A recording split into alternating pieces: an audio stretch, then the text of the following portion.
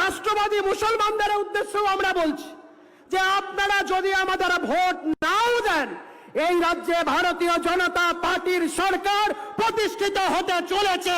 এটা আপনারাও শুরু। মুসলমান বোম বানাচ্ছে, মুসলমান বোমের বাড়ি খাচ্ছে, মুসলমান বন্দুক তৈরি করছে, মুসলমান গুলি খাচ্ছে, মুসলমান।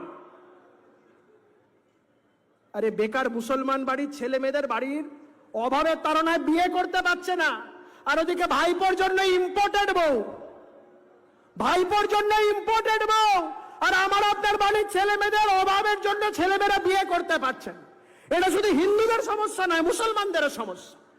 থাকে বাংলাদেশিদের প্রতি মুখ্যমন্ত্রীর উদ্দেশ্যে বলবো, ও পিসি তুই চলে যা। সবাই মিলে একসাথে, ও পিসি তুই চলে যা, ও পিসি তুই চলে যা। আর সাথে তোর অপদার্থ ভাইপোটা কেউ নিয়ে যা, ও পিসি তুই চলে যা, ও পিসি তুই চলে যা। আপনার যদি এতই বাংলাদেশিদের পছন্দ, আপনার যদি এতই জেহাদিদের পছন্দ, গোটা পশ্চিমবঙ্গের মানুষ বলছে ও পিসি তুই চলে যা, বাংলাদেশে চলে যা।